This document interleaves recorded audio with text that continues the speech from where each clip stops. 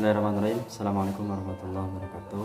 Perkenalkan, nama saya Muhammad Ismail, NIM 530 2019 0057.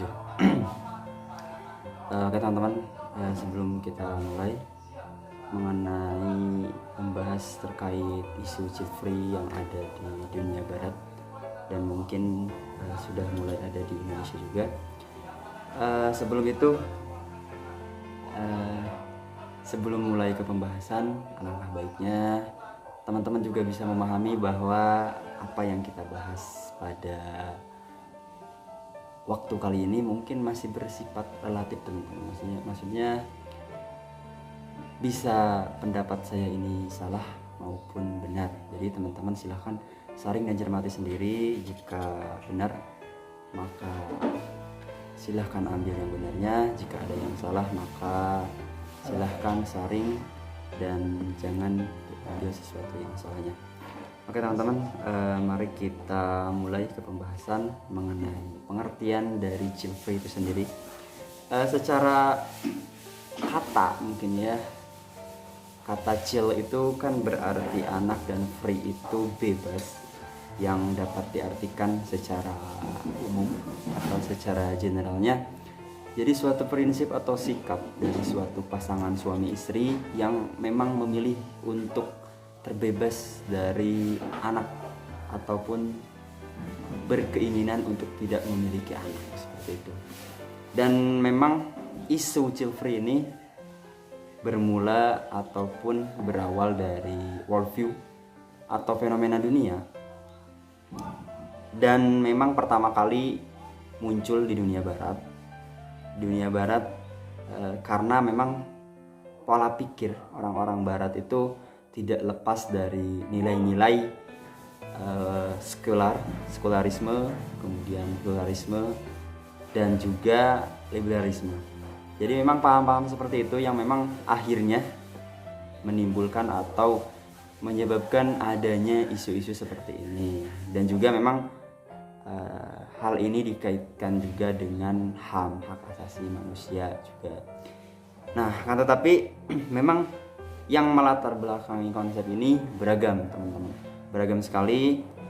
Kan tetapi memang hal-hal yang melatar belakangi yang saya garis bawahi di sini ada 3, merupakan salah satunya individualisme, kemudian feminisme, dan juga pesimisme. Individualis, jadi memang sikap mementingkan diri sendiri. Kemudian feminis adalah sifat yang memang harus dimiliki wanita sebagai seorang makhluk yang berbeda, memiliki sifat feminim.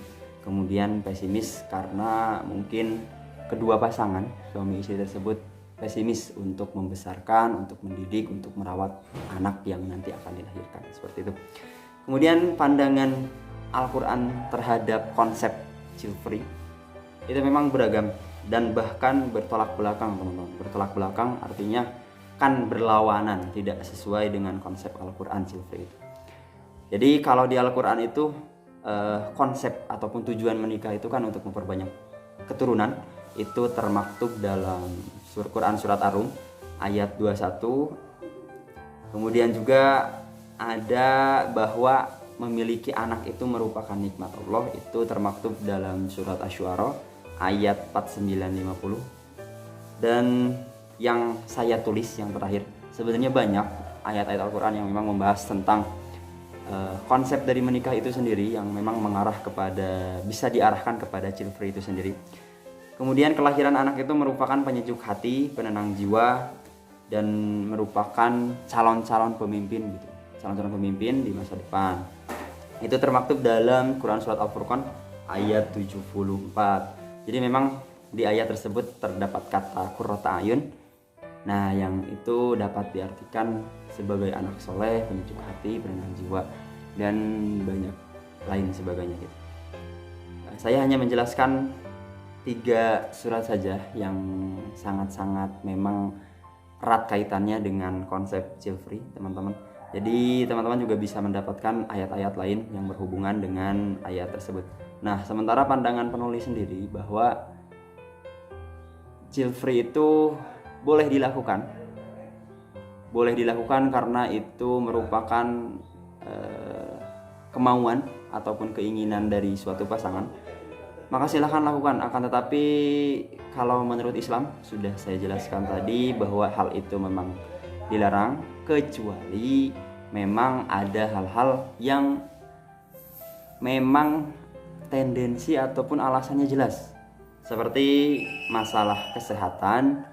Jika pasangan itu ataupun jika sang istri melahirkan, mempunyai anak, maka akan menimbulkan masalah-masalah baru seperti masalah kesehatan terhadap sang ibu, maka itu diperbolehkan untuk memilih jalan child free itu sendiri. Jadi pandangan penulis, kalau memang alasan child free itu tidak ada, maka alangkah baiknya, dan pandangan penulis juga tidak menghendaki untuk memilih jalan child free. Tetapi jika terdapat alasan, maka hal itu boleh dilakukan. Mungkin seperti itu teman-teman kalau pandangan saya terhadap isu child free yang ada di dunia pada hari ini. Semoga apa yang saya sampaikan terdapat manfaatnya. Dan jika memang pendapat saya tidak disetujui teman-teman, maka saya harapkan teman-teman bisa menyaring apa yang saya katakan. Begitu saya akhiri. Assalamualaikum warahmatullahi wabarakatuh.